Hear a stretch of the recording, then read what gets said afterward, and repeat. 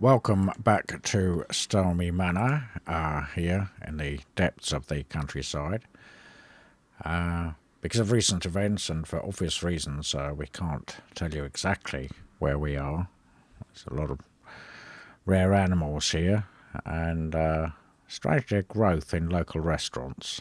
So we've drawn a line there, really.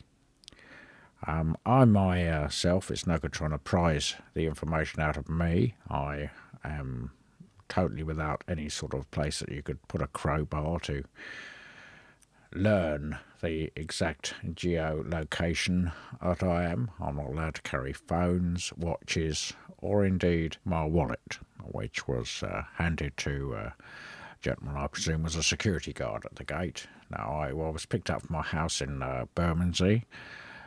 They put a bag on my head, and just to make sure that I wasn't entirely compass mentis of where my location was, they dropped me off in a nearby ditch. Security here is very, very tight, very tight. I myself had to tunnel in. That's how tight it is. And once again, of course, Dougie can't be with us. No phone call today, no notes, no communication from the man at all. I did see his picture on the poster nailed to a tree earlier, kind of like a paper Christ, but that's about it, really. Many of you have written in about Dougie. Got some of your letters here. Let me just say he has been under a lot of pressure.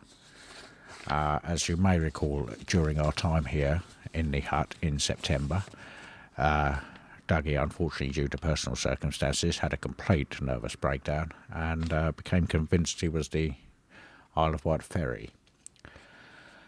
Now, I don't know if any of you have actually done any wildlife commentary or broadcasting, but conversing about the nighttime animals' activity with a registered passenger vessel in a hut is possibly the most challenged I've felt since I was trapped in a lift with Brian Dowling. Just to say, there's nothing wrong with being trapped in a lift with Brian. Brian? But if you're watching, I wasn't making any sort of accusation there, okay? I certainly wasn't referring to what you told me, what you revealed to me in private, which I promised I would never tell anyone. I mean it. I mean it. I will not say a word to another living soul of what you confided in me when you thought we were going to die.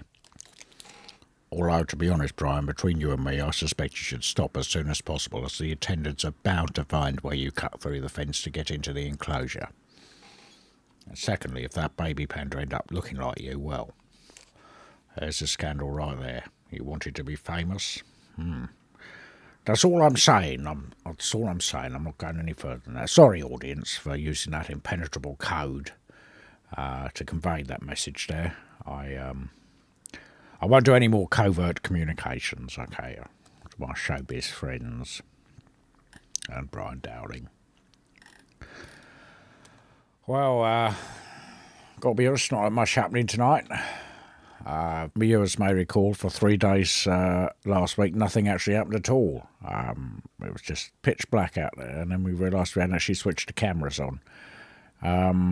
That was sort of embarrassing, really. Many of you wrote in about that.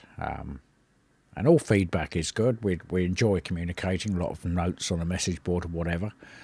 Just to let you know, Killswitch 1985, we've increased security here and at our homes as a result of your letters. So just try it. So, alone again.